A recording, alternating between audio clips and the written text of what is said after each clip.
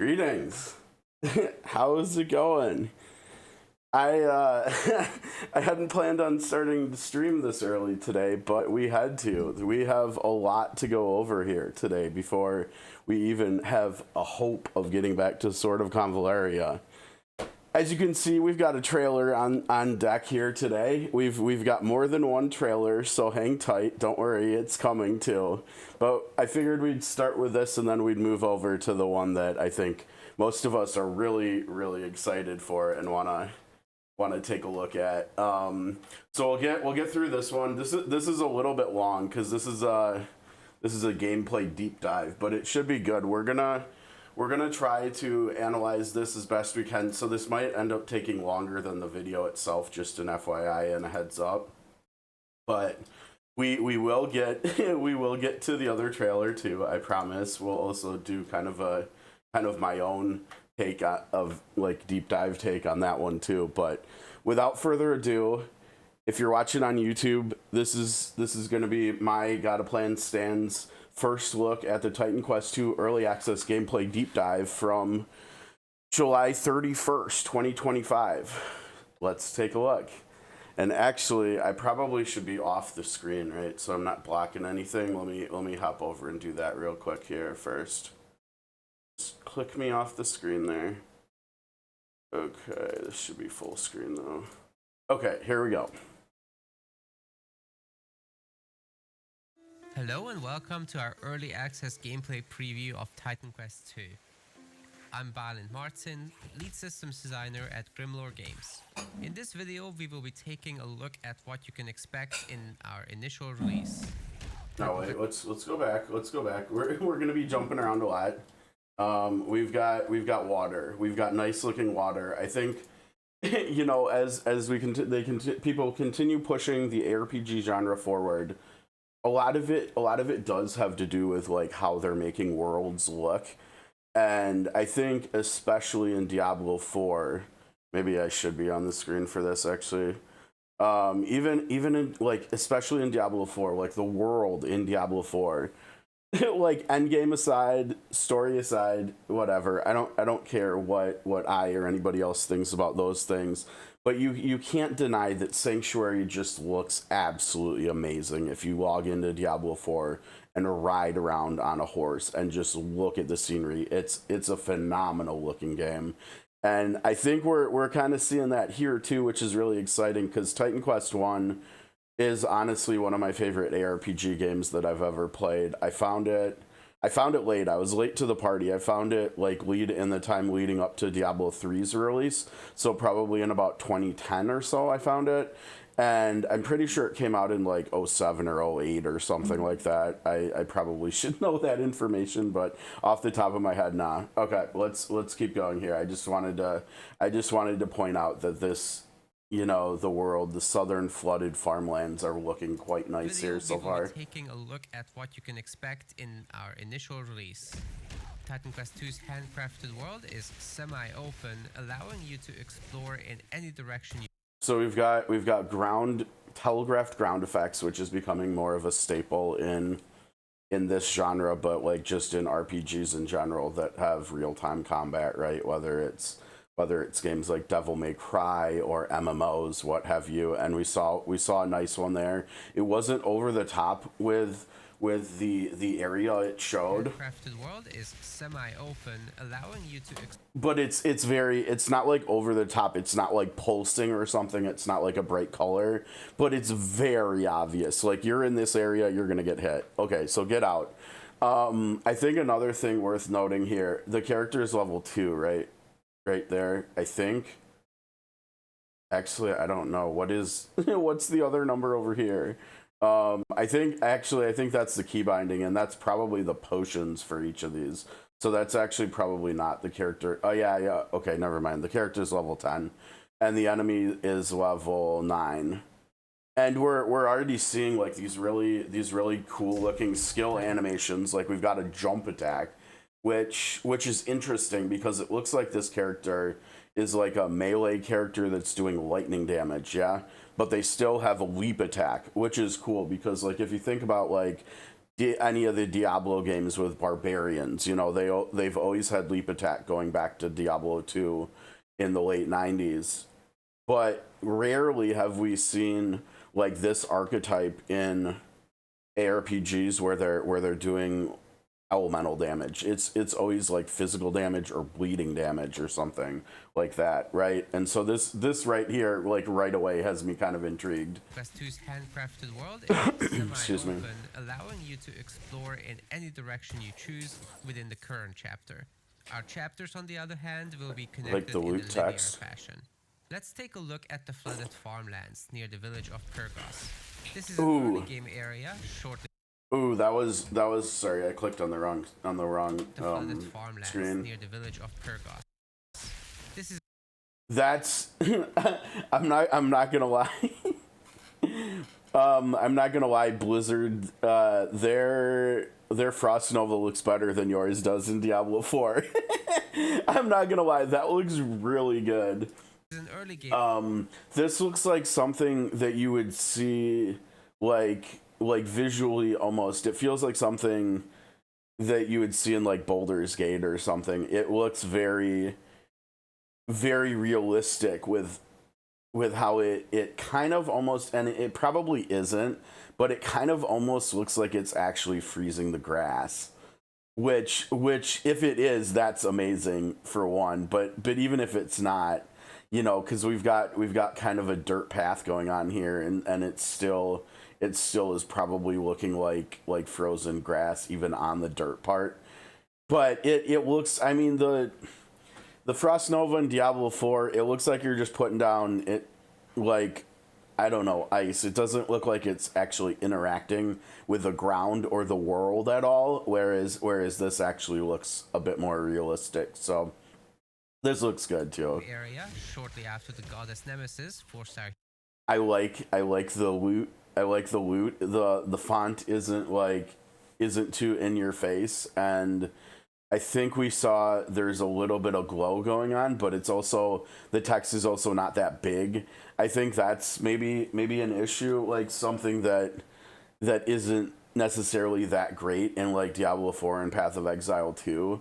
Like the loot, when you find stuff on the ground, like the words are just big, right? And maybe it's a little too big, like taking up screen real estate. This is not that big, but it's also really, like, the font is really good. This is probably, I'm assuming this is probably the font, maybe the font that they used in Titan Quest 1 as well. Well, we'll have to see. Even if it's not, it feels very Titan Questy. So whatever. Like, they picked, if it's a different font, they picked a good font for their game, I guess. To flee their village. The local dam has been breached by the Ichthian fishmen, causing the flood.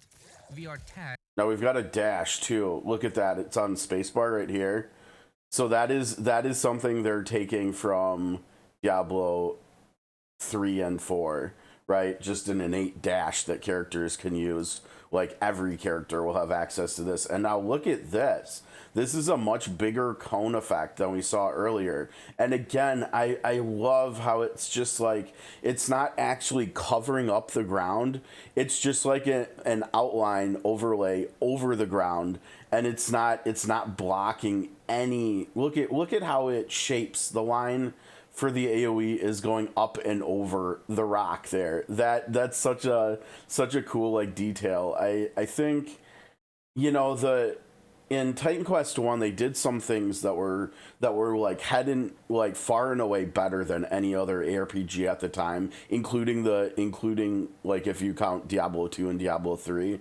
And I think the biggest one that stands out to me from Titan Quest 1 is the ragdoll physics. Like, I remember playing early on in Act 1 in Greece, and like halfway through the act or something, you come out of a cave and you immediately go up a hill, and you're fighting bears on the hill. And when you kill the bears, their bodies roll either side over side or something, like they roll down the hill. And something about it just like, it was almost like a core memory for me with ARPGs. I was just like, wow, I've never seen anything like this in an ARPG before. And it kind of feels, hopefully we'll see the ragdoll physics again here into just like top tier ragdoll physics, but this just looks amazing. Like, this looks better than anything I've seen in other ARPGs I've played in terms of like ground effects, warning zones and stuff. Like, this looks amazing. It's not going to hinder gameplay at all, but it's conveying all the information you need, and that feels and looks really good, I think. With finding their leaders and eliminating. And then obviously the attack animation for the enemy looks really good too. We carefully crafted animation timings to ensure that you can sidestep enemy weapon attacks. Enemy abilities are telegraphed and avoidable as well, and often. And I'm like listening to the music, and it feels very Greek-ish. At least in relations to Titan Quest 1. It feels very Titan Questy, this music we've got going on in the background here.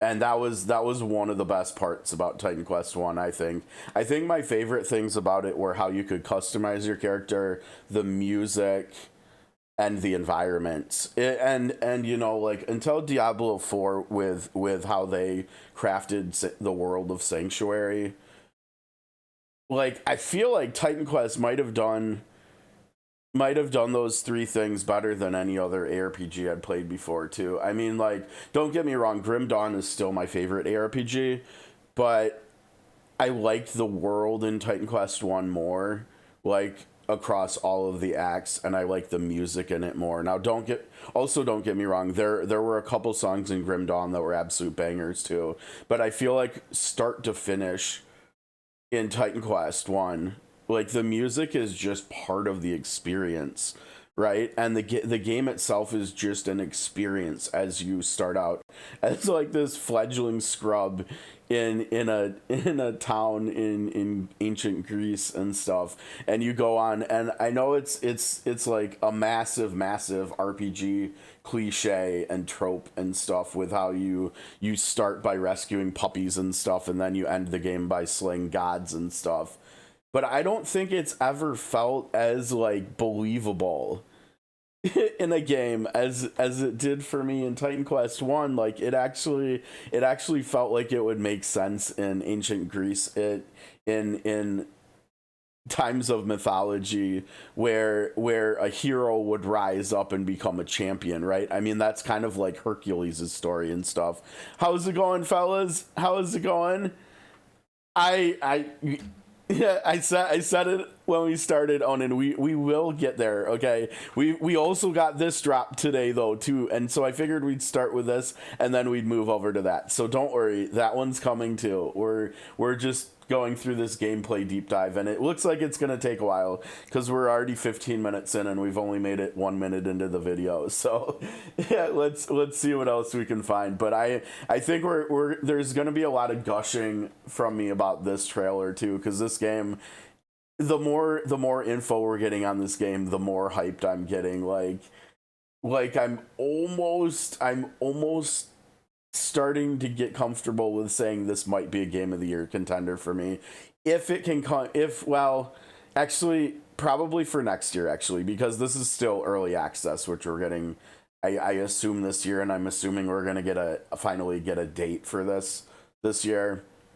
But the official launch, like, we haven't seen an official launch of Path of Exile 2 yet, and that was early access. Was that earlier this year, or was that way back last year? I can't remember. Anyways, let's keep going. Oh, whoa. I'm clicking too much. We've got netting that interacted with the ground and also went onto our character as well, and often come with an area of. And look at again the warning zone. It just looks amazing. Warning on the ground. And then it goes up and it nets people, and including our character. And I like this. We've got buffs on the left and debuffs on the right. That's good, for sure. And the icons, actually, like, looking at these icons, what do they remind me? They remind me of the sort of Convaleria skill icons, which obviously is going to make me happy. Um, there's an Elliot game, huh? Okay, we might have to look at another trailer besides the two I was planning on showing then. Mobs are typically built in a way that they would complement the strengths and weaknesses God, of that the looks enemies good. in each group. Groups of fodder don't always have backup from more You got more. advanced enemies. Now they can't net In faction, you their will see a allies. huge variety of troops that can form a great number of compositions. Oh, you know what? example, Wait, go back. I noticed something new. that can Okay, look at the skill icon for the dash. It's got the number for the cooldown, the 6, but it's also got a smaller 1 in the top right corner. That must be charges, yeah, because we saw the player dash 2 times in a very short window. One to avoid the second net, and then the second one to avoid that AoE like conal attack. form a great number of compositions. Very cool. For example, the Enchanter is a healer that prioritizes its... Okay, so one thing I hope is that they get the loot pickup, especially on consoles, like way better than Diablo 4, because we're here like a couple years after Diablo 4 came out, and picking up loot on console is still a pain in the ass. It's so bad. I don't know how they got that so wrong. And honestly, if I'm really thinking about it, Titan Quest 1's looting on console is actually pretty good. Like, I think it's up there with like Diablo 3 for the best loot on, I guess, on a controller, so it doesn't even have to be on console, but controller looting that I've ever seen in an ARPG. And so I hope that carries over to here, because I don't know how they got that wrong. And even in Path of Exile 2, it's not that great on a controller, so... Also buffs them while the channeling healing is active. Might actually even turn this down a little bit more. As their powerful mace abilities and high health make for excellent synergy here. What really tops this duo off is when there's also a man catcher in the squad trying to snare you with their net. Oh no!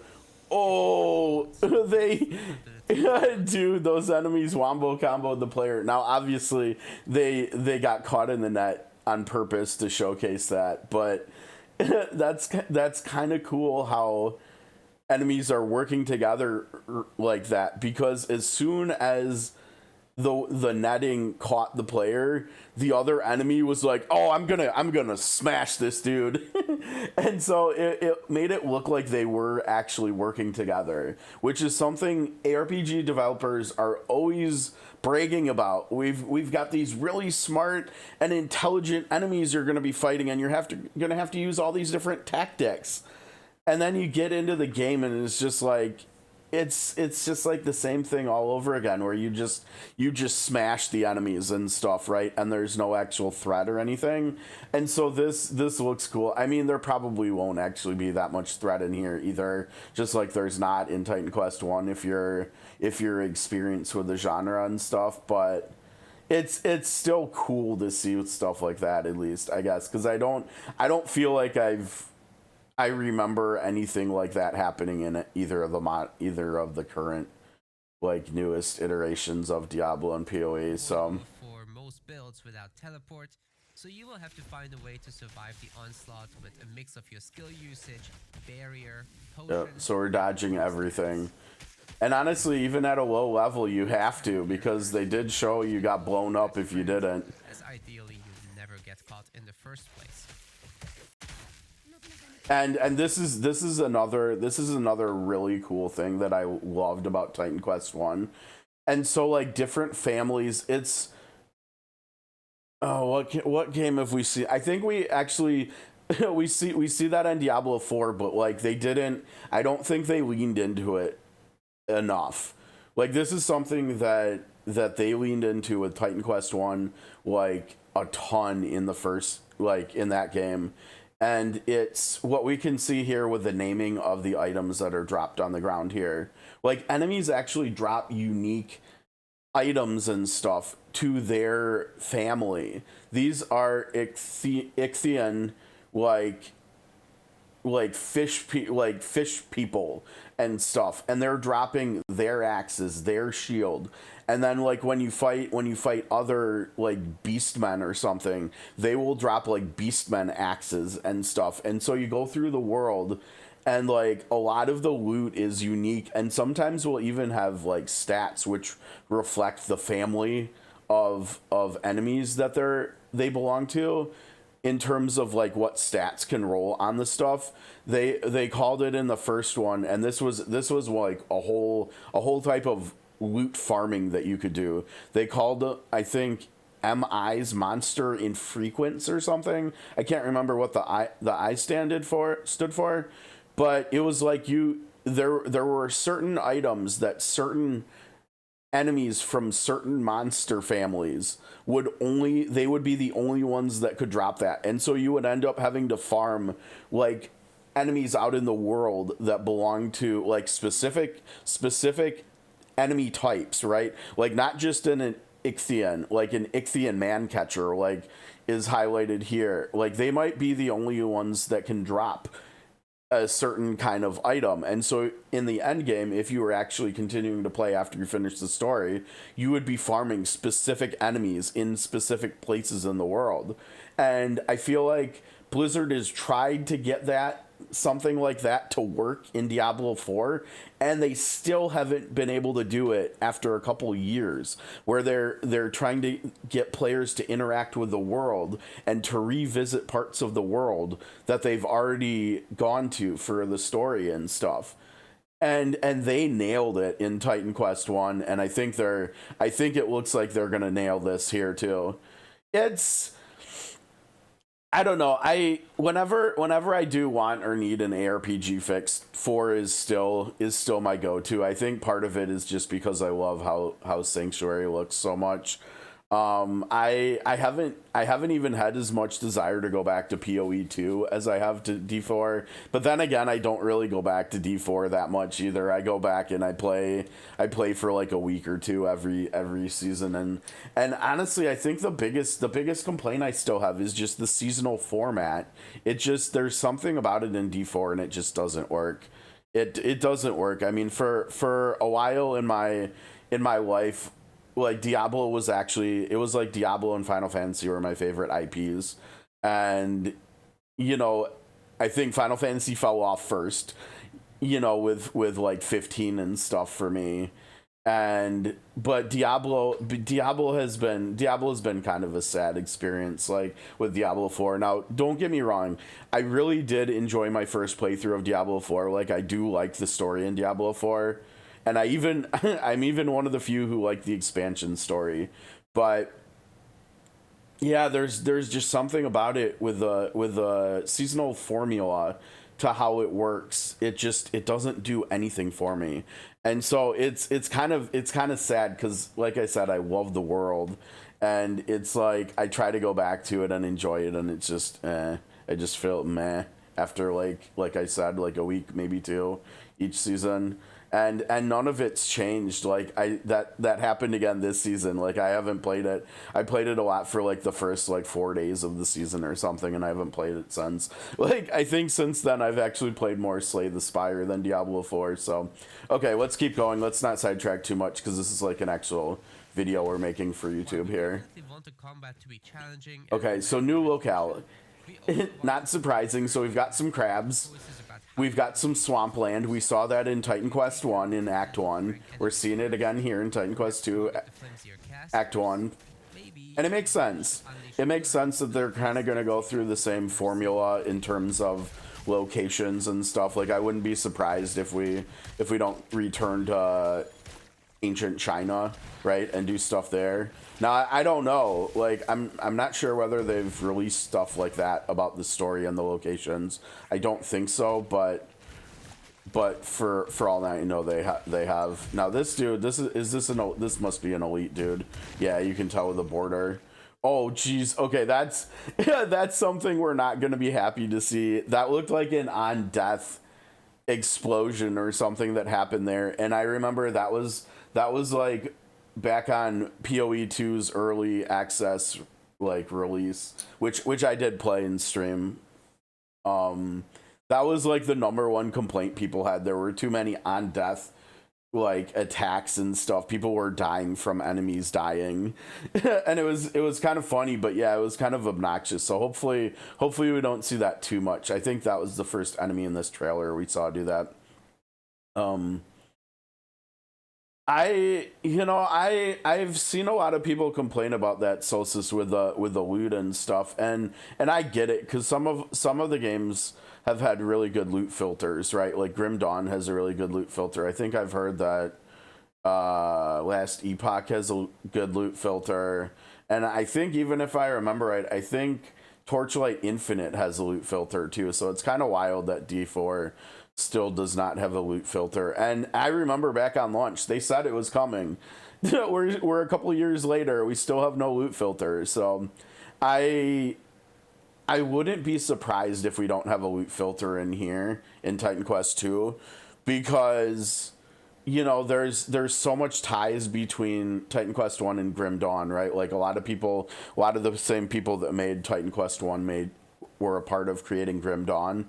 And they took things from Titan Quest 1's community, including the modding community, and they just straight up put it into Grim Dawn.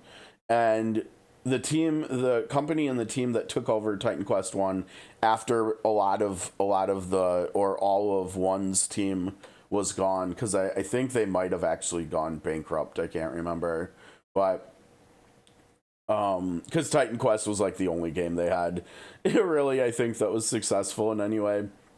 But I wouldn't be surprised, because the company and the team that took over Titan Quest 1 after that happened, after the transition, they continued working on it. Like they actually made, like, have given the impression over the years since that happened, that they really love Titan Quest 1, and they put a lot of work into it. They released multiple expansions since then. They've given it a lot of love. And so I wouldn't be surprised if we don't see like improvements from Titan Quest 1 to Titan Quest 2 that might actually be pulled from Grim Dawn, like loot filter, stuff like that. That wouldn't surprise me that much, because it doesn't seem like the people doing Titan Quest now that are controlling the IP now, it doesn't seem like they have any problems with taking inspiration from other ARPGs.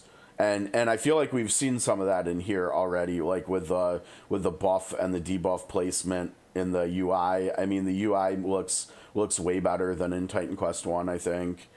The animations and stuff look better, the world looks better.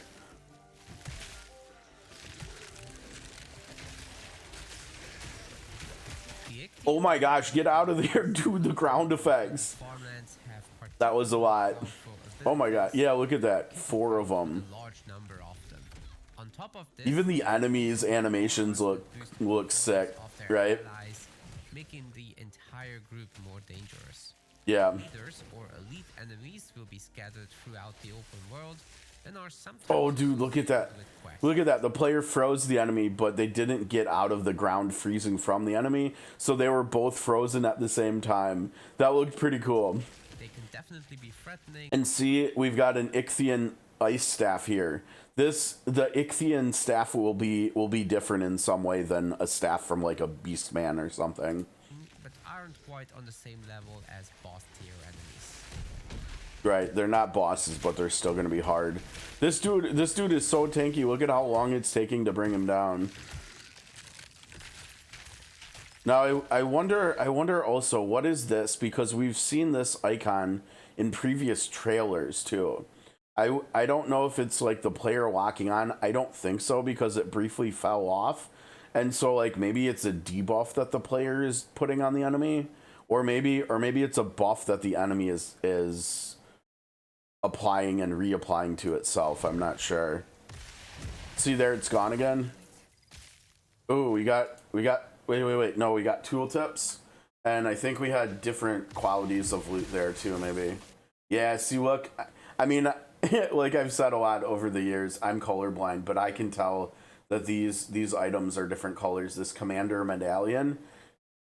Oh, you know what? Quest updated headhunt. So that was a quest item. Shoot. Where was was that was over was that over here?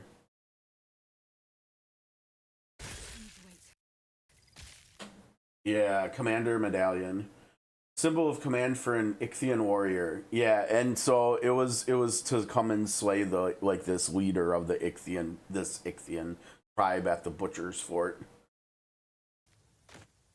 And then we had the loot there. Oh, this looks nice. Okay, I think this is our first real look at the skill tree in Titan Quest 2, and it's the same as Titan Quest 1, and honestly, I'm good with it. So we've got a Respec Mode button down here. Hopefully it doesn't cost that much, or hopefully it's free. And then if you're not familiar with how this worked in Titan Quest 1, okay, this is new. We'll get to that. In Titan Quest 1, you picked one mastery, I believe at level 2, and then you picked a second mastery, I think at level 8. And there were I think on launch there were 7 or 8 masteries, and so you can imagine how many different combinations you could do, right? Even on launch. And so there's just so much you can do. And then within each mastery, this is the warfare mastery here we're looking at, there's still more you can do with it. You can customize your characters so much more in the Titan Quest games than honestly I think any other ARPG I've played. Now I haven't played Lost Epoch, and I've heard that the skill customization in that is really interesting too. If I remember correctly, I think each skill in Lost Epoch has its own skill tree. You click on it and then you go into another skill tree, and it's not this big, but there's still options to customize each individual skill that way, which is pretty cool too. But basically what you have to do here is, this is the tier 1 skills down here on the bottom. Then the second row is 2, and we can see those numbers over here where you have to put a certain number of I'm in the way. Hold on, sorry. You have to put a certain number of skill points into the mastery itself before you can even unlock the skills of the tier that you're looking to get. And so you can see the tier 2 ones are unlocked. So that means it's probably these are probably the tier 1s are unlocked at the start, right? And then 6 points in you unlock tier 2, and then 18 for tier 3 and 36 for tier 4. And if they don't change anything, you get 3 skill points from each level up, right? And so then it would only take you until level 3 before you could get to tier 2. But you in that time you wouldn't be able to put any points into tier 1 either. Now one thing, so this is probably the level 10, and that makes a lot of sense, right? Because like I said, we're seeing someone doing a leap attack, and they're also imbuing their weapons with lightning, and we see that here, which is exactly what I would have guessed for Masteries Warfare, which has the leap attack. We can see that right here, I'm assuming, and then Storm has these lightning skills that we see on the bar on 1, 2, and R.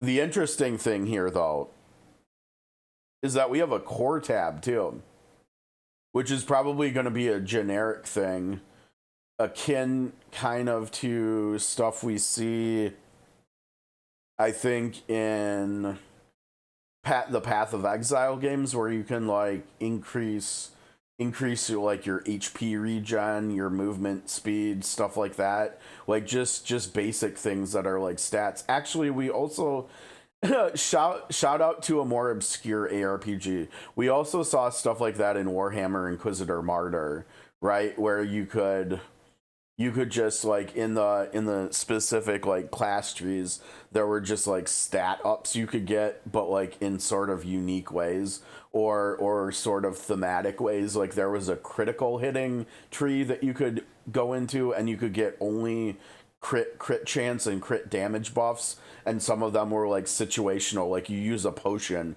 and you get a crit chance buff for X seconds or something. And so, like, maybe we'll see some stuff like that in core. Now, we have active points over here. We have passive points. Now, that's interesting. I wonder if those are different. It looks like those are differentiated here. Like they're separating active skills and passive skills, and they're also giving us different points for them. Now, if we count the number of points, we have 6 here, we have 3 here, and we have 3 here. So that would lead me to believe, since we have 6 in here, that's 2 levels.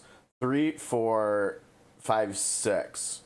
So my guess is that the character we're looking at this stuff with is level 6 based on how many points are distributed.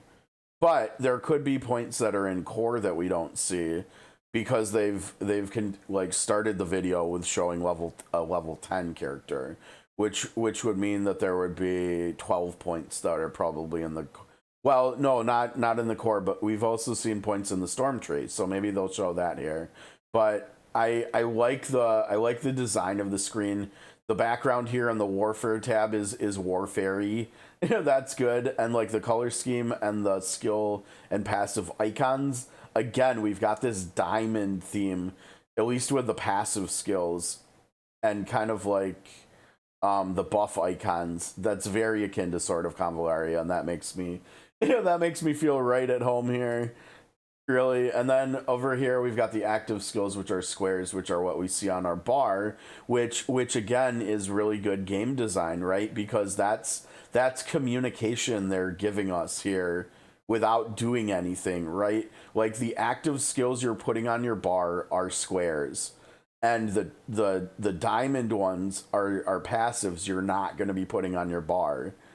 And they communicate that both with where they're located and where the words active points and passive points are, but also just with the shapes of the icons, and that's good. I think it's always good game design if you can communicate things clearly and succinctly without actually doing anything, right? Without having to use any words or tutorial pop-up windows or anything like that. That's just there, and I'm able to discern that and understand that just by looking at the screen for a few seconds. And that makes me happy, because it's like the little things that are often what sets apart good games from great games. And so that's yet another reason why I'm excited about this game. Okay, let's keep going. Like in the first Titan Quest. Oh wow, okay, yeah, a lot of stuff. Now some of this, actually a lot of this, all of this, we've seen before, more recently this year, right? Like the tooltips are really good, and they remind me a lot of Path of Exile 2 tooltips, which I think maybe at this point is like the best thing about that game. Like the tooltips in PoE 2 are absolutely phenomenal. They're very succinct. They convey literally every piece of information you could ask for. And we see that here too. We've seen the description, the base description of the skill. And down here we see the modifiers. And then to see the modifiers in more detail, we have this window over here. And we can see that there's a lot of different modifiers. I think there's probably going to be both stat, like numbers increasers, like raging attack maybe ups the damage or something, but then there's and projectile penetration, but that's probably not stats. Like a lot of this stuff is actually not stats. Now I see second hit is the only modifier that only has 1 point that you put into it, and we can see down here, hit 2 times in 1 attack. That's stuff like that is going to be very strong, and that's why you can only put 1 point into it.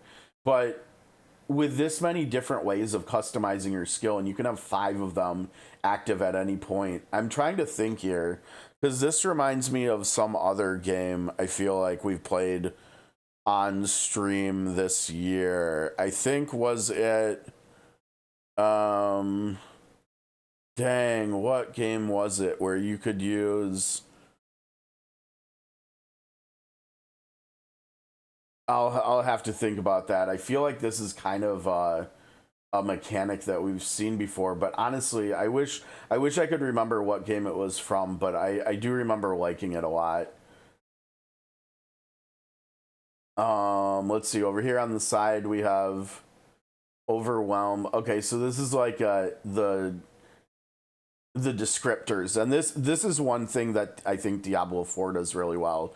When you're like looking at tooltips of skills or items and stuff, and there's like a highlighted word, I guess in Titan Quest 2's case, a bolded word. Now, I definitely think that it's better for differentiating like words or numbers that are important or change with colored text rather than bolded text, because this is not the easiest to see. Like the word overwhelm is bolded and the words full and for are not, and it's like, okay, I can see that, but like when you're glancing at, if you're glancing at a lot of loot like Solstice was talking about with Diablo 4, like that would be really easy to gloss over and totally miss that there's words bolded and not colored or something. And so I hope they change key numbers and words in tooltips to being colored. But the really positive thing that I was talking about with Diablo 4 is the the glossary tooltips that come from the tooltips, right? And that's over here. Overwhelm is bolded. So we get a description of what overwhelm is, right? We get a descriptor of, it looks like you can stack it 3 times and then it will last for 8 seconds. Or maybe that's not stacks. Maybe that's how many times you can do bonus damage during the 8-second duration. And if that is the case, that's a good duration, right? 8 seconds to do 3 attacks. That's a nice time frame there to have. And then exhaust, which we see, where do we see exhaust?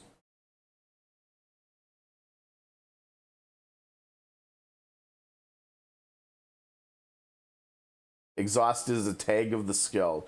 Okay, this is another thing that both Diablo 4 and PoE 2 do very well. Yeah, I know I said do, but they both do this very well, where they have tags for skills and they can communicate that information. Like in older games, like I don't know, like Torchlight 2 or Diablo 3 or something. Like they had skills, had probably had tags that tied them in together in terms of like gear upgrades and stuff, like for damage types. But all of that stuff was happening behind the scenes and they didn't actually communicate any of that information. And they clearly learned from that and they put tags on all the skills in Diablo 4. Now, over the years they've had to tweak that, right? Because they didn't really get it right that well. Like I think Druid companions and Barbarian companions, and I can't remember if any of the other classes besides those, yeah, and Sorcerer companions, all of them were not getting bonus damage from companions for way too long. Some of the classes for almost 2 years just were not, and so they their system was good, but their implementation was not good. So I'm hoping they get that right here, and it looks well. I guess we probably can't draw any conclusions just yet, but I think it's encouraging to see that, because that makes it seem like they're communicating that this is they're going more in depth with the skills system and everything and the itemization. So that has me feeling positive about the game too.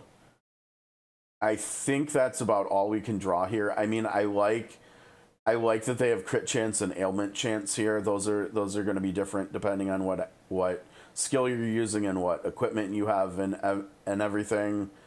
And honestly, it just seems like they're conveying the information really well here. Now, the one thing I will say, do we need these windows to be this big? I mean, they're really easy to read, don't get me wrong. They're really easy to read, but they're also like blocking all of the screen. I mean, I guess that's okay since they're in the menus looking at their masteries, right? So it's probably okay. But if you want to or have to make any skill changes or anything like this while you're out in the world, like you could definitely get killed or something by looking at your screen and looking at windows that are this big. So hopefully they won't all be this big and block the whole screen. Game, you will be combining 2 masteries. Okay, here we can see Shatter. So 8% damage mitigation penetration. Enemies have minus 44 armor value for 3 seconds, non-stacking. Look at that. It communicates everything you need to know, and it's barely 2 lines. That's a lot of info there communicated. And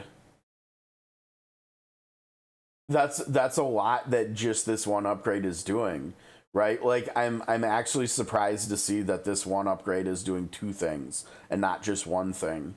Because again, we can have 5 of them equipped. So that means we'll potentially be able to, at the very least, modify a skill in up to 10 ways, 10 different ways at one time.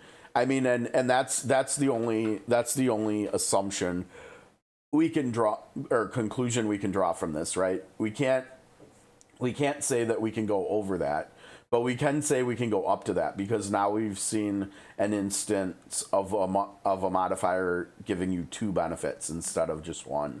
So that's kind of cool. that means these skills are going to be changing so much. And if we're able to do this much with 1 skill, look at how many skills we can have on our bar down there. I think it was like 8 skills. And so like our characters are going to be so customized in this game. It's going to feel way more. I think this game is like skill customization wise is going to feel more like PoE 2 than Diablo 4, like a lot more. And that I think is a really good thing, because I think that's one thing that PoE 1 and 2 have really done well, is creating a system or systems for customizing your characters skills wise that is really engaging and fun and complex, but not too much, right? Like I know PoE 1 and 2 get a really bad rep because of the skill trees and stuff, and like I get that, but we're talking about just the skill system, right?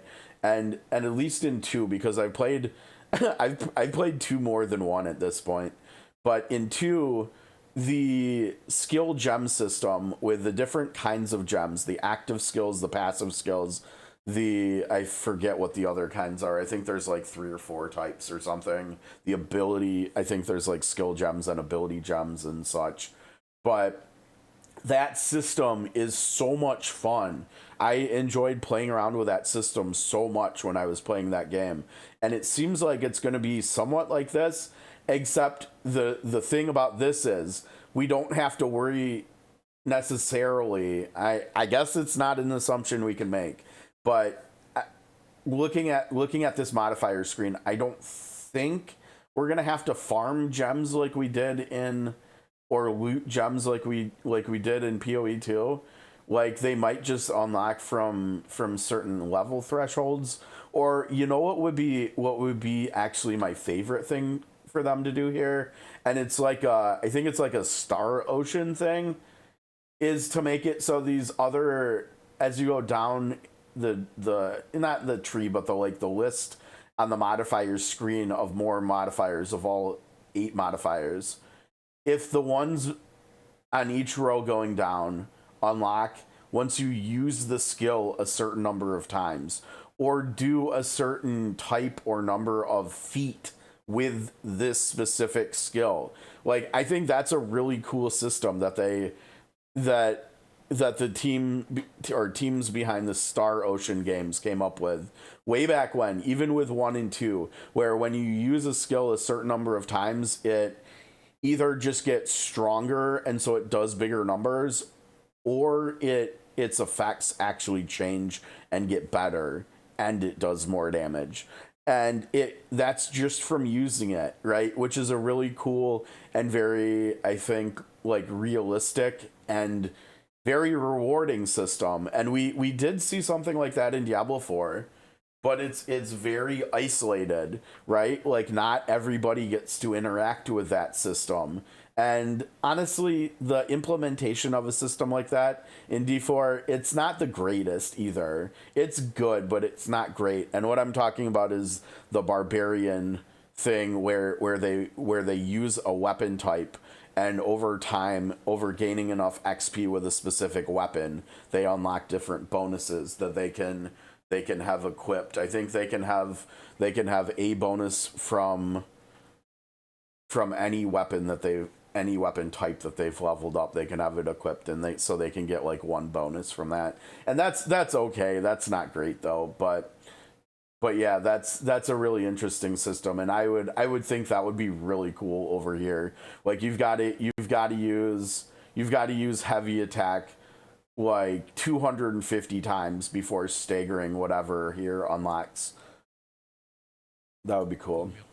Let's see. Staggering force. New skills, you will mix and match skill. No wait, there was something. There was a pop up here when he moused over the next skill. New skills, you will mix and match. Oh, that's so cool. Oh, I love it. Okay, so we're getting more information here just by clicking on the skill and not even clicking on the modifiers things. One, we can see the modifier icons here for a skill. And it looks like, actually, I wonder if we'll be able to see the modifiers. It doesn't look like it, right? Because there's 5 here. And when they're not clicked on, it looks like there's almost 3 things just at the cardinal directions. But we can also see these. 1, 2, 3, 4, 5, 6, 7, 8, 9, 10. And so I think we need to go back into here. 2, 4, 6, 8, 10. And so I think these are like unlocks that you get at different levels. And I'm not sure what those affect, right? Because we've got 3 of them already, probably from level 1. Actually, because it goes up by 2s over here. It would be 3 here. And so I guess you would start with 2. And I don't know, with there being 10, I mean, we've got 8 upgrades down here, and we've got 5 modifiers you kind of equipped.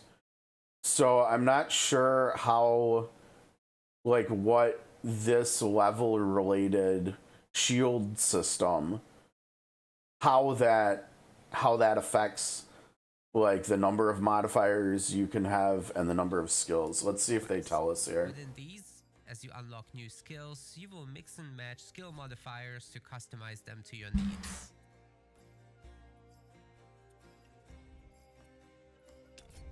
Passives. Okay, so passives don't do modifiers. Passives do feats. Okay. Now, when it comes to feats, that would be really cool. Again, like staying with the mythology theme here that this game and this IP has.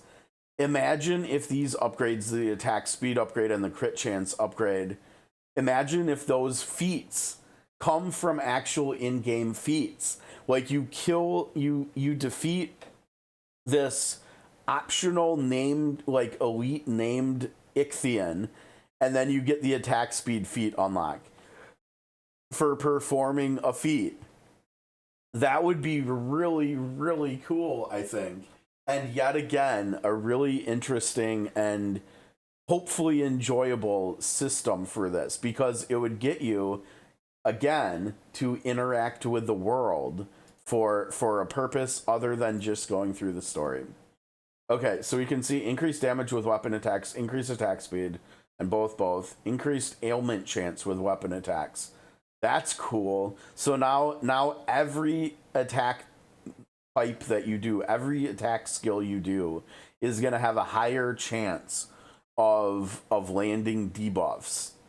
And it's just from weapon proficiency. That's cool. This system is really cool already. Oh man, okay, so that's interesting. So they don't actually tell you how to unlock critical chance here. They do tell us that the second slot unlocks at level 12. Increased crit chance with weapon. These are big numbers. Both of these numbers are 30%. Now I wonder, this is one area where they can improve, right? And this is another area where Blizzard actually does something well. Blizzard always, when there's a number involved, they always have, I don't think it's parentheses, I think it's brackets, but they always have in brackets, I think before the number, either a plus or an X, signifying whether numbers are additive or multiplicative. And obviously that's really important information for us as players to have.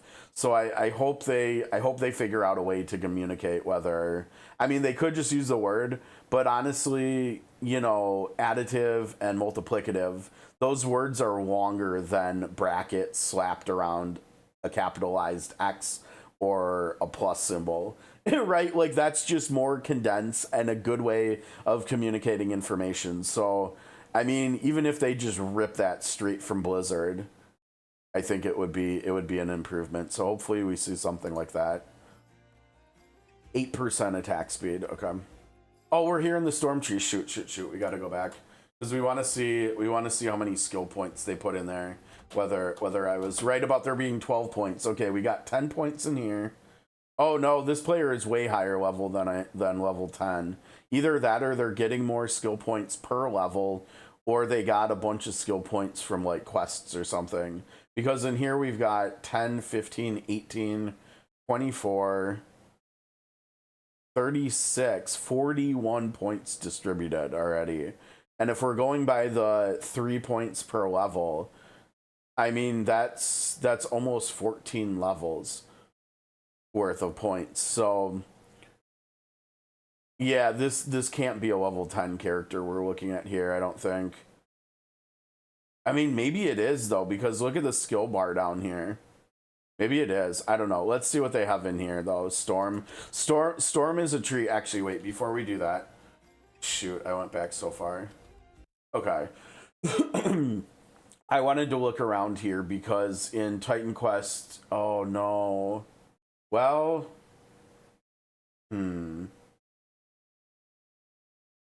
maybe this one. Okay, so in Titan Quest 1, Storm is one of my favorite masteries, and it's because of the pet you can get from it. You can get a wisp, which is this like uber hyper evasive ball of lightning that just shoots around the battlefield and shocks enemies. It hardly ever, it has, if I remember correctly, a 99% dodge rate, and so it hardly ever gets hit by physical attacks. It only gets hit by magic attacks, and it's incredibly squishy. So if it gets hit by a magic attack, at least early on, it will get one-shotted, and you'll have to resummon it. But visually and playstyle wise, it's just a really fun pet to have. And as I've talked over the years, you guys know I love my minions. I love my summoning builds and stuff in ARPGs. So I'm looking to see whether any of these icons look like they might be summoning a wisp. And like I said, this is the only one that looks like it might be like that. And so if we can't summon a wisp, that's gonna be really sad, because I'm really looking forward to diving back into the franchise, into the IP, and playing like pet builds again, because there's so many pet builds you can play in Titan Quest 1. You can play Warfare and Nature, you can play Nature and Dream, Nature and you can technically play Nature and anything, but I think Nature and Warfare and Nature and Dream are the two best for Nature. And then you can play Dream and Spirit, Dream and Storm, Spirit and Storm.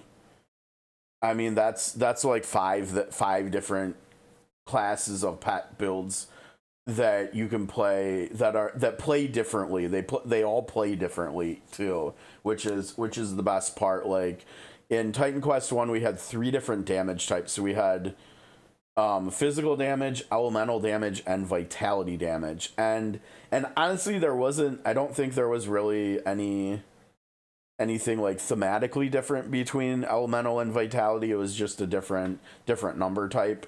And I guess it kind of was thematic a little bit, because like the spirit tree, which revolves around the undead and everything, that a lot of their skills do vitality damage. A lot of the dream skills do vitality damage. But you could do pet builds that were physical damage based, you could do them that were elemental damage based, and you could do them that were vitality damage based, and they were all viable, they were all fun, and they all played differently.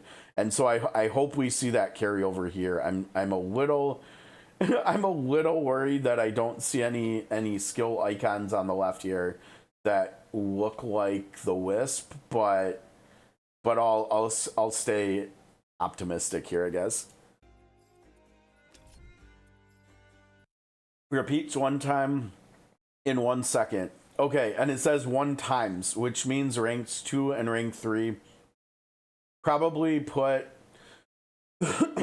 probably increase the number of repeat lightning strikes that happen, I would imagine. And when they repeat, they do less damage and they cost more. Interesting. And I'm assuming this plus 30 energy cost is reflected. It is not reflected over here, so you have to actually do a little bit of math. It says 114 initial, so you have to add the 30 to that. I'm guessing. And this is really cool. I'm not sure if I've ever seen like a cast time stat or number in an ARPG before.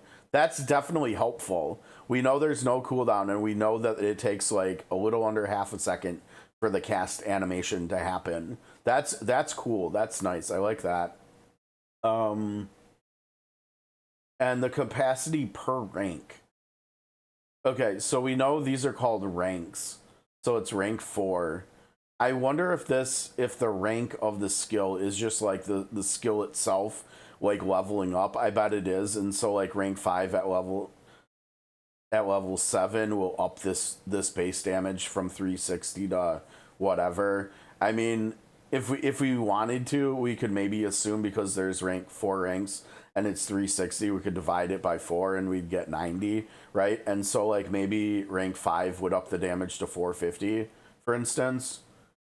And that, I assume the ranks would only be affecting the base stuff of the skills, right? And then all the modifiers are just changing the skills how you want.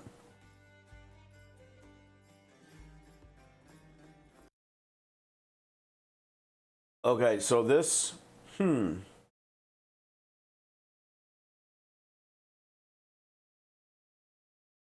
is really interesting, because usually we associate the word rage with melee, like physical characters, right? Like barbarians or something. And this is on a storm skill called lightning, and we've got a rage buff. I wonder whether the rage buff or status, I guess if you want, is going to be kind of similar to some of the stuff we see in PoE 2, where there are different like buffs and stuff that players can get, and they can get them from different classes and in different ways, but it still ends up being the same buff across multiple classes and multiple like systems and stuff. And so that way the itemization is more accessible to more players, right? Like if there's a legendary item you find that increases the quantity of rage stacks you can have from 10 to 15, right? That could potentially buff a storm, a character with a storm mastery, so like any plus whatever other mastery. It could maybe it's also in like the defense mastery or something, and so it could affect any character who's running that too. And so it could affect like if we have a combination of masteries that totals like 75 total classes on launch, there could be like 45 of them or something that all have a way to get rage. And so that frees them up to do really interesting things with the itemization, right? Like where they can make items that are like caster related rage items or non-caster related rage items, and they could tailor those thematically to in different ways too. Like they could have the caster ones like named completely different, and do maybe they do the rage modify, like increase the stat quantity, like up it, and maybe they do something like increase magic penetration or something. And then on the physical one they could do like increase defense or something in some way. And so it could be like tailored more so to the archetypes too in some ways.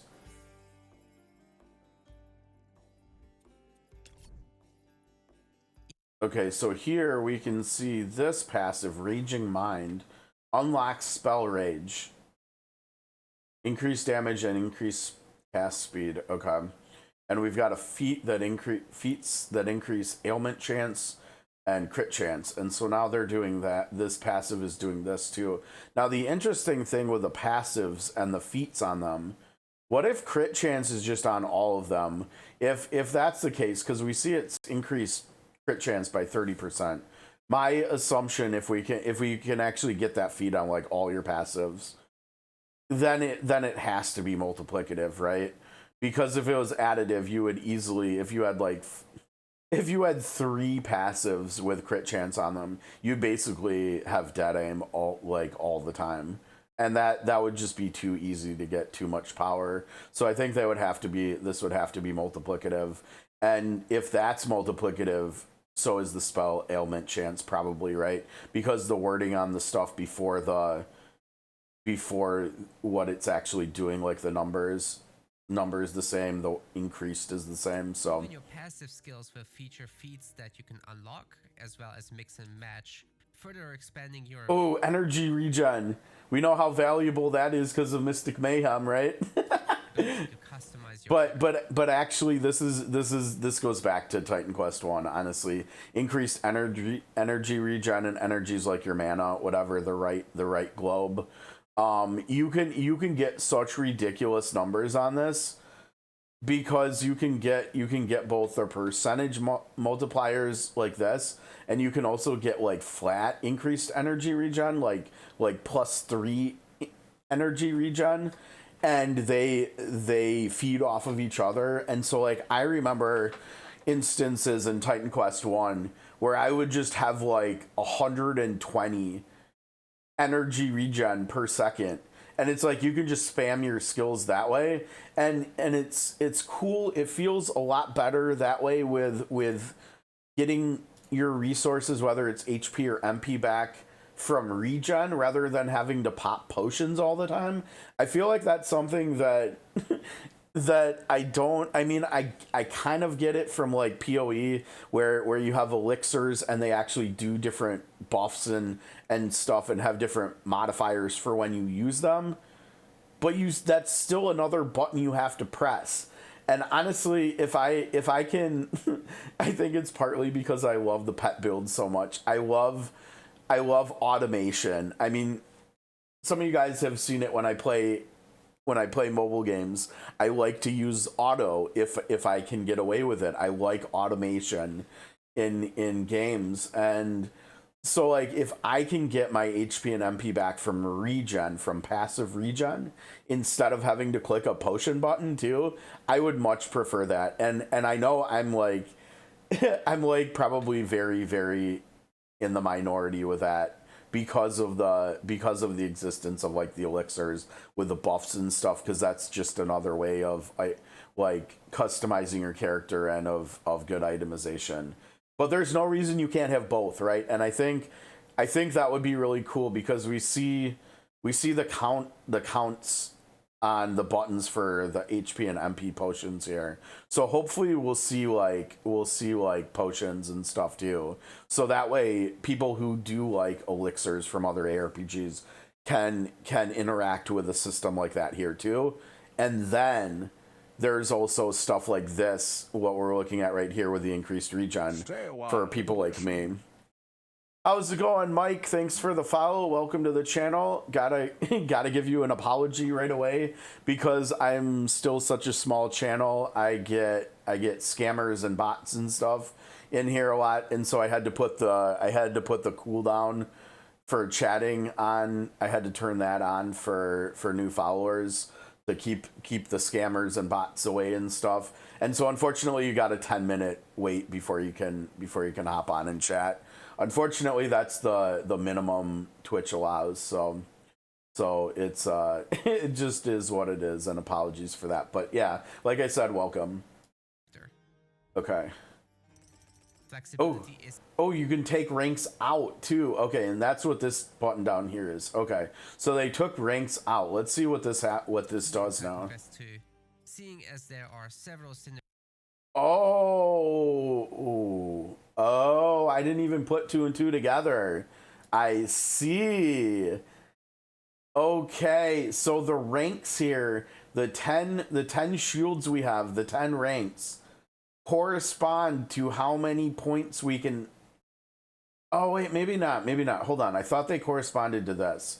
Down here, how many points we could distribute in the modifiers. But we've got 3 shields spent and we only have 2 points. So maybe. Oh, look. And that's what these numbers are. These tell you how many ranks get, like, oh gosh, what's the term? What's the RPG term? They get reserved. How many shields it takes to reserve a single point in here. So like lightning imbuement and cold imbuement are very expensive because each point you put into them, maybe we'll have to see if they put. Did they put a second point into lightning? Yeah, they did, and look at that. So each point you put into a modifier requires the number of ranks that you have unlocked. Okay, and you unlock more as you gain levels, and then you can distribute more points into the modifiers. Okay. Oh, really? And you just don't get them anymore, even though it's just a rule? Oh, you mean like that's that pop-up, right? Where people have to click off of it to like accept your channel rules? Ooh, okay. I'll have to try that. Obviously we can't do that now. I'll try doing that next week and we'll see if that'll work for me too. Cause yeah, that would definitely be an improvement. Then people wouldn't have to wait, right? They just click the box.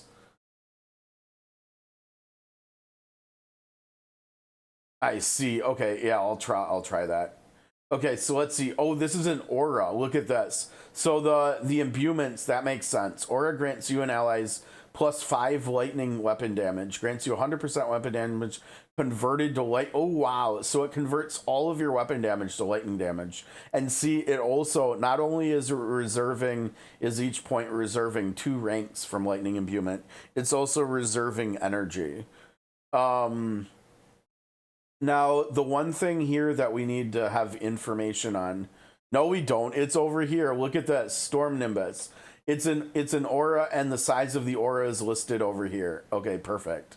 18 meters. Aura grants you and allies cold damage and lightning damage.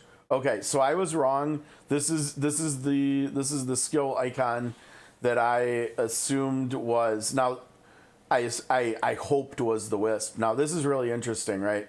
Because this is not a passive, this is an active skill, but it's an aura where you just click it and it reserves the energy. And so that's why I think it's over here on the right side of the bar, because you don't want your fingers to accidentally toggle this off once you toggle it on at the start of your play session, right? But this is also really interesting because think about this now. I wonder if you can only do lightning imbuement or cold imbuement. What would happen if you did both?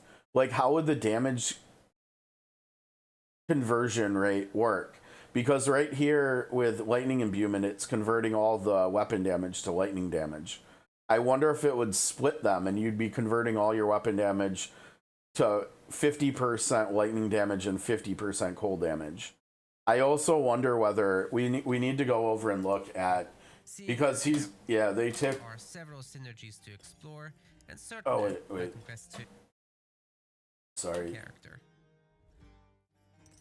Flexibility is key in time.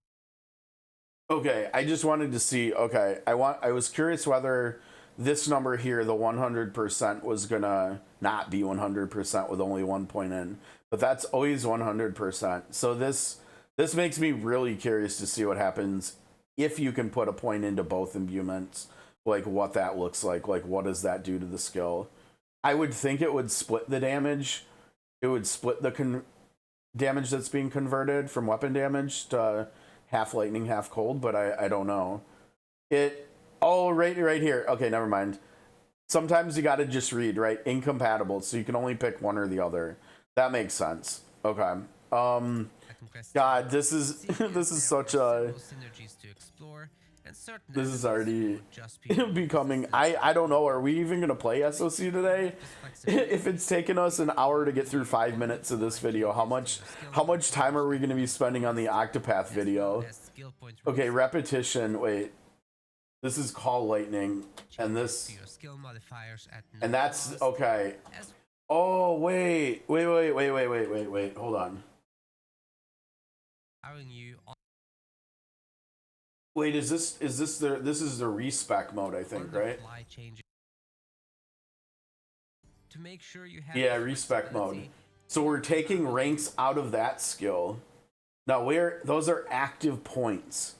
So I wonder if they're like totally streamlining this, where every time you level up, you get 3 mastery points, and maybe that's what they're calling divinity, right? Is the points you put into the mastery over here. Maybe every level you're getting 3 divinity points, 3 active points, and 3 passive points. I wonder if that's how it's gonna work. That almost would feel like you would get too many points, though. You'd have access to too much power, especially from the passive stuff, but maybe not. And maybe we acquire the 3 different types of points in different ways or something too. But okay, so this is really easy, right? So you can move your points around, you can take them out of one thing and put them into another thing, and it tells you how much money you have and how much you're spending. Now hopefully the costs will increase at a more realistic and decent rate, because like in Diablo 4, at least on launch, like the cost to respec grew to be kind of a big problem when you were at max level, where you couldn't really respec that much. Yeah, I'm trying to stay away from like anything about Octopath until I watch the video. All I did was get the link to the YouTube video. I got a screenshot of the collector's edition, and I got, what did I get? There was a third thing I got too. That I put on Discord that I wanted to look at. Oh, it was just art. Okay, yeah. So it's basically those 2 things that I want to look at. But I'm trying to ignore everything about the game until we get to doing the video, like watching the trailer here. And we're not. I gotta hurry up here. We're taking a while, but on-the-fly changes to your skill modifiers at no cost, as well as skill point respecs without the need for a vendor. Skill point reallocation will cost you, however. So in other words, you can do respecking like anytime, anywhere. Yeah, same, Nazda, basically same. I am gonna do some renew polls. I'm not sure how many we're gonna do. We're also gonna do another 10 poll on the collab banner first before we do any polls for her. As for your main attributes, altering those would require a ritual. Okay. Invoking the gods' Choose from these options. Refund all invested points. Increase or decrease difficulty. Elevate minimum enemy level. And respawn enemies in the area. Interesting. favor.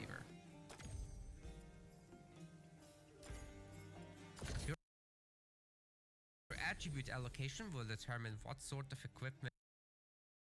Oh wow, so we've got more stat point types. Okay. God, this is a lot of information. This video, as you would expect from any RPG. Hmm. Titan Quest 2, however, features meta attributes, which are a function of adjacent attributes. These will then boost select damage types. For example, you will be able to build a might and knowledge focused mage, allowing them to wear heavy armor while using a staff. Wow, that's really interesting Might ways and of knowledge customization. both contribute to the resolve meta attribute, which then boosts your fire and cold damages.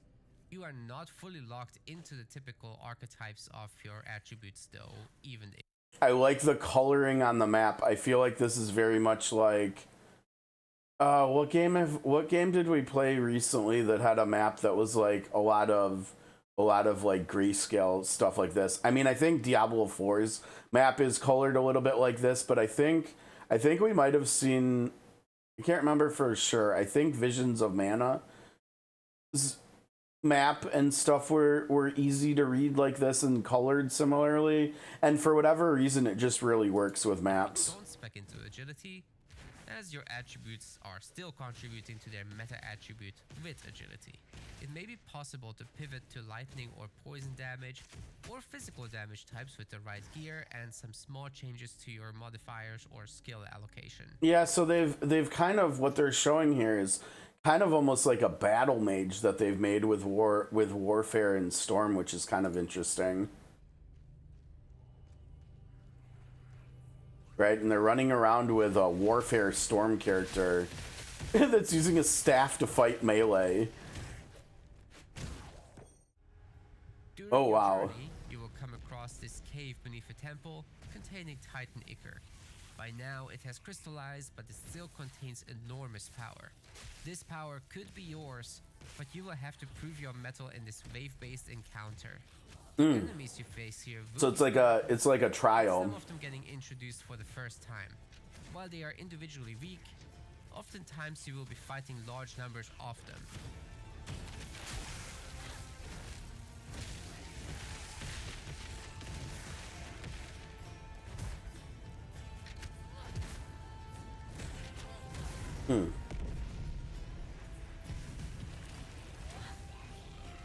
There's that mark again above enemies' heads. That must be a debuff that this character's build is putting out.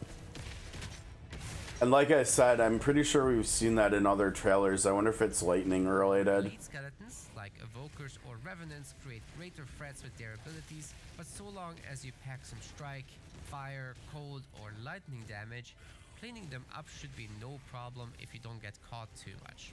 Oh, these skill effects look sick. Quite resistant to Dude, what is that? A swirling firestorm that's following the play? Yeah. imbuing their allies That with looks an super elemental cool. damage type. It's like meteors from Diablo or something, but you can actually see the area on the ground where they're going to be falling in, and it follows you around too. Guards are able to reduce the damage allies take, Did while warlocks take on a leadership role. Did the enemy crystal just summon those skeletons out of the ground, and we actually watch them break open the ground and crawl out of? Oh wow, that's cool. I like these different types of skill effects that the enemies are using that are following the player. Like, look at that. That's cool. And then there was the swirl, like the meteors that were following the player around too.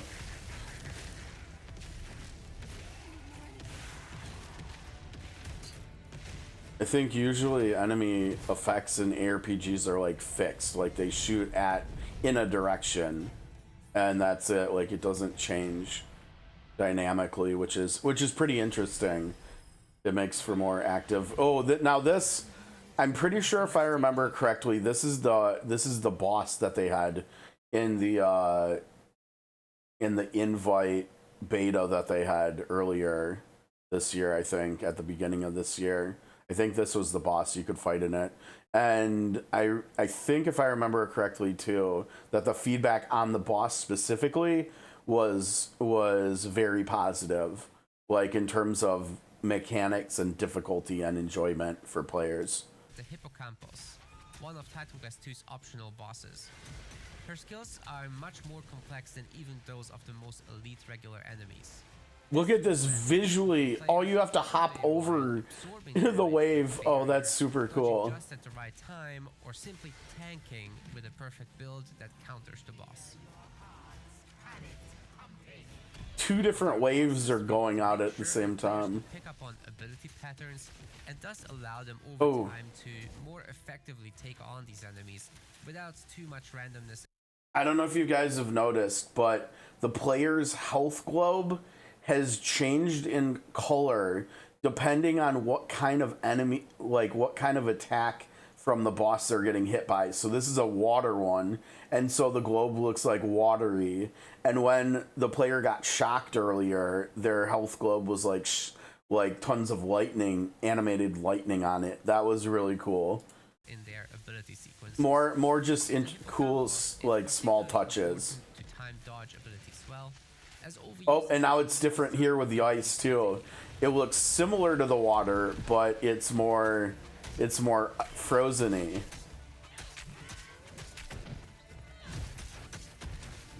Man, this trailer, I think like we're not even all the way through the trailer. I think this is like by far the best trailer they've put out for the game so far. Like this trailer just like makes this game look good. Further leap slam charges help even more. Oh man, it looks really good. It looks really good. I can't wait to get my hands on this. Now, unfortunately, especially seeing as this is a delayed attack with a small window of. Unfortunately, I think the early access for this is going to be coming on PC only, which means I probably won't be able to stream it because the computer I'm using for streaming that we built is designed for, it's not strong enough to like stream most things like playing on the computer, which is why we do like console games and mobile games basically. But I will be able to actually like play it. I should be able to play it fine on the computer. I just won't be able to stream it. So I can at least give some feedback on it and give thoughts and everything before it comes out. I'm assuming since early access has not even started yet and we're this far into the year, I'm assuming the actual official launch, like of being able to get our hands on it on console, probably won't be until at least next year. But at least we'll be able to get our hands on the game soon-ish, hopefully. Release will offer you an introductory chapter as well as the Ictian chapter. The Earth, Storm, Warfare, and Rogue Masteries will be available, alongside 50 enemies, 6 bosses. Earth. I should probably be back on the screen maybe at this point. You said Earth, Storm, Warfare, and Rogue. Okay, I guess I'll probably be taking a look at anything minion related from all of them, and hopefully we will have minion stuff from Earth and Storm at the very least. Like I said earlier in 1, Warfare actually is technically part of the strongest class combination of multiple masteries, but it's very gear intensive. Like you have to have farmed some specific gear before you can actually make it work, because you need tons of cooldown reduction, and there's like a legendary that you want to have at least one of, a legendary weapon you need to have at least one of before it will really work for you. But when you can make it work, man, it's probably one of the strongest builds in Titan Quest 1 if you can actually get it up and running. 9 main and 14 side quests and much more. Okay. Add further content in regular game updates. We can't wait to hear what you have to say about the game. Your feedback will enable us to build the best Titan Quest 2 experience possible. I mean, this is already looking really good. Come on, give me a date for early access, come on. Later this summer, okay, I mean, I suppose that's something. I think most people were really looking for a specific date, though. Okay, let's see. I'm not sure whether I condense this to make a summary or anything. I guess we're just gonna have to upload this like hour and a half almost deep dive of me into the deep dive onto YouTube, and we'll just timestamp the crap out of it, I guess, because they didn't have like a list or anything at the end here, and I don't think there's any way to get all this stuff off the screen either, but yeah, if you're watching this on YouTube, that looked amazing. Really getting hyped for this. I will be streaming the game on launch, I promise. I don't think I can stream the early access. I will try, and maybe I'll get surprised. Maybe I'll be able to, and it'll be fine. We'll definitely try, but it probably won't work. But yeah, This has by far been the best trailer we've seen of the game so far. So stay tuned. I will be putting out more videos as we approach early access and as we approach launch for the game. I don't usually do guides or anything, so it will be just playing. It'll be like stream type videos and stuff, just like live VODs and everything that'll be on my YouTube channel as well.